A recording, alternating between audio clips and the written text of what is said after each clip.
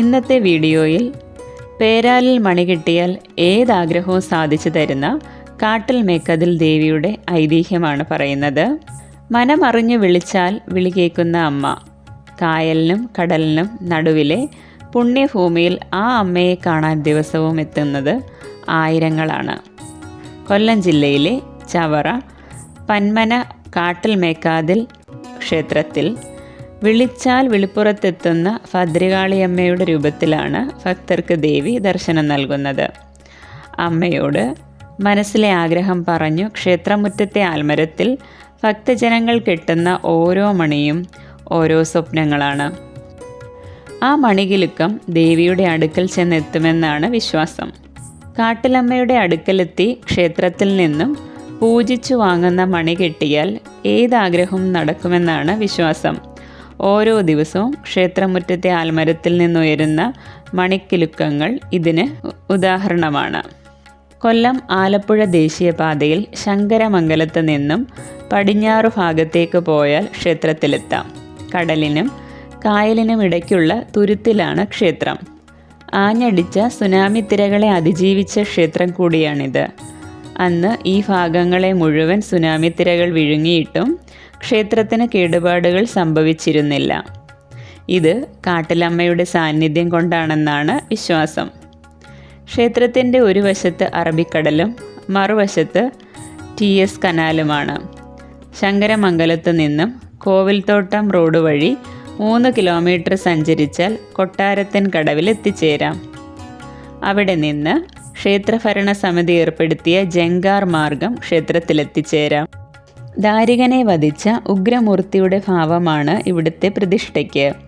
ഗണപതി, ദുർഗാദേവി, മാടൻ തമ്പുരാൻ, യക്ഷിയമ്മ, നാഗദൈവങ്ങൾ, യോഗീശ്വരൻ തുടങ്ങിയ ഉപദൈവങ്ങളും ഇവിടെയുണ്ട്. വെള്ളിയാഴ്ചയും ഞായറാഴ്ചയുമാണ് ഇവിടെ ഏറ്റവും അധികം തിരക്ക് വിശേഷ ദിവസങ്ങൾ. രാവിലെ ക്ഷേത്രം 5 മുതൽ 12 വരെയും വൈകിട്ട് 5 മുതൽ 8 വരെയും ക്ഷേത്രത്തിൽ ദർശനം നടത്താം. ഉദ്ദിഷ്ട കാര്യത്തിനായിട്ടാണ് ഇവിടെ ആൽമരത്തിൽ മണി കിട്ടുന്നത്. മറ്റൊരു ക്ഷേത്രത്തിലും ഇല്ലാത്ത ആചാരമാണ് കാട്ടിൽ മേക്കതിൽ ക്ഷേത്രത്തെ വ്യത്യസ്തമാക്കുന്നത്. മണിനേർച്ചയാണ് ഇവിടുത്തെ പ്രധാന വഴിപാട്. അഭീഷ്ടസിദ്ധിക്കായി ക്ഷേത്രത്തിലെ പേരാലിൽ പ്രാർത്ഥിച്ചു മണി കിട്ടുന്നതിൻ്റെ പിന്നിൽ ഒരൈതിഹ്യമുണ്ട്. ഒരിക്കൽ വൃശ്ചിക മഹോത്സവത്തിന് കൊടിയേറിയ സമയത്ത് അതിൽ നിന്ന് ഒരു മണി താഴെ വീണു.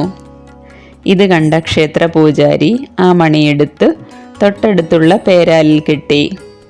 അതിനുശേഷം അദ്ദേഹത്തിൻ്റെ ജീവിതത്തിൽ പ്രതീക്ഷിക്കാത്ത അഭിവൃദ്ധി ഉണ്ടായി.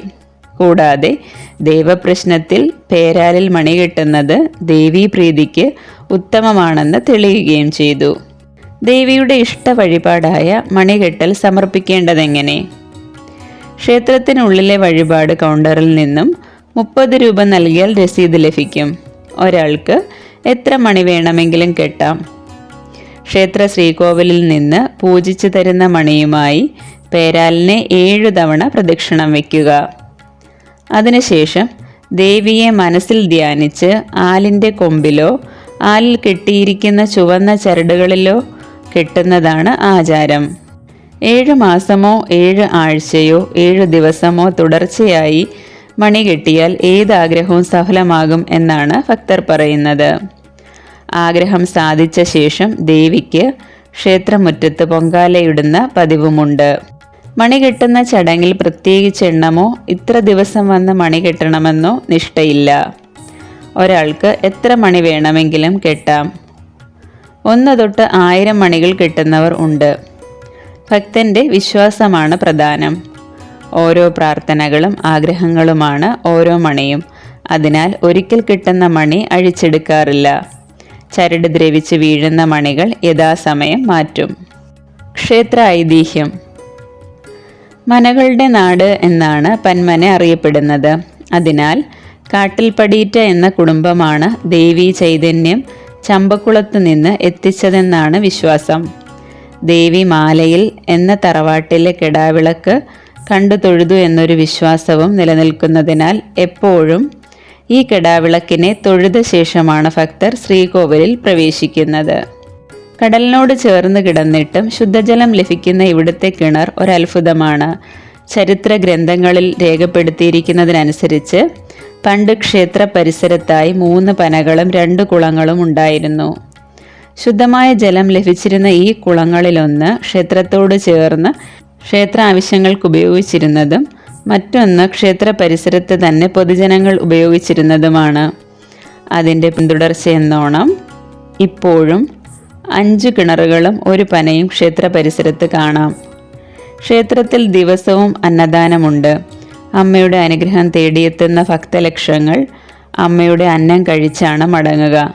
നൂറ്റാണ്ടുകൾ പഴക്കമുള്ള ഈ ക്ഷേത്രത്തിലെ ആചാരാനുഷ്ഠാനങ്ങൾ അതിപുരാതനവും ക്ഷേത്ര ഐതിഹ്യവുമായി വളരെയധികം ബന്ധമുള്ളതാണ്.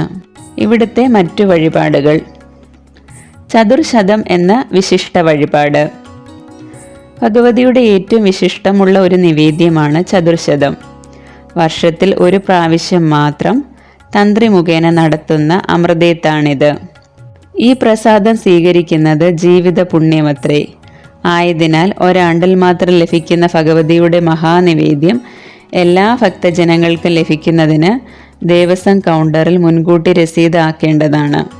കുടുംബ ഐശ്വര്യത്തിനും സാമ്പത്തിക ഭദ്രതയ്ക്കുമായി നാണയപ്പറ, എല്ലാ ദിനവും നടത്താവുന്ന അറുനാഴി മഹാനിവേദ്യം, പഠിക്കുന്ന കുട്ടികൾക്ക് ഓർമ്മശക്തിക്കും ഉണർവിനും തേജസ്സിനും വേണ്ടി നടത്തുന്ന ദശാക്ഷരി ഹോമം എന്നിവയും വഴിപാടായി സമർപ്പിക്കാവുന്നതാണ്.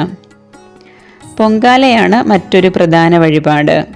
മണി കിട്ടുന്നത് പോലെ തന്നെ ക്ഷേത്രത്തിലെ മറ്റൊരു പ്രധാന വഴിപാടാണ് ദേവിയുടെ തിരുമുൻപിലെ പൊങ്കാല. ഭക്തർക്ക് തങ്ങളുടെ ആഗ്രഹം പോലെ എത്ര മണി കിട്ടുകയോ പൊങ്കാല സമർപ്പിക്കുകയോ ചെയ്യാം. പൊങ്കാലയും മണികെട്ട് നേർച്ചയും ക്ഷേത്രത്തിൽ എല്ലാ ദിവസവും നടത്തുവാൻ കഴിയുന്നതാണ്. സന്താനഭാഗ്യം ലഭിക്കാനായി ദമ്പതികൾ പേരാലിൽ തൊട്ടിൽ കിട്ടുന്ന പതിവുമുണ്ട്. ഇതുവഴി സന്താനഭാഗ്യം സിദ്ധിച്ച ഭക്തർ അനവധി എന്നത് തന്നെ അമ്മയുടെ അനുഗ്രഹമെന്നാണ് ഊട്ടിയുറപ്പിക്കുന്നത്. ഇവിടുത്തെ മറ്റൊരു വഴിപാടാണ് കുടിൽ കെട്ടി 12 ദിവസം ഭജനമിരിക്കൽ. വൃശ്ചിക മാസത്തിലെ 1 മുതൽ 12 ദിവസങ്ങൾ ഇവിടുത്തെ ഉത്സവ സമയമാണ്. 1001 കുടിലുകൾ ആ നാളുകളിൽ ക്ഷേത്രമുറ്റത്തുയരും. കുടുംബസമേതം കുടിൽ കെട്ടി ഭജനമിരിക്കുന്ന ഭക്തർ 3 നേരം ദേവിയെ തൊഴുതു ക്ഷേത്രത്തിൽ നിന്ന് തന്നെ ഭക്ഷണവും കഴിക്കണമെന്നാണ് ചിട്ട. വൃശ്ചികം 12-ന് നടക്കുന്ന തിരുമുടി എഴുന്നള്ളിപ്പ് കണ്ടു തൊഴുത ശേഷമേ ക്ഷേത്ര പരിസരം വിട്ടു പോകാവൂ. ഈ 12 ദിവസവും ഓരോ കുടിലിലും സന്ധ്യയ്ക്ക് വിളക്ക് തെളിക്കാറുണ്ട്. ഇതുപോലെ അമ്പലങ്ങളുടെ ഐതിഹ്യങ്ങളെക്കുറിച്ച് കൂടുതൽ അറിയുവാനായി ചാനൽ സന്ദർശിക്കുകയും സബ്സ്ക്രൈബ് ചെയ്യുകയും ചെയ്യുക.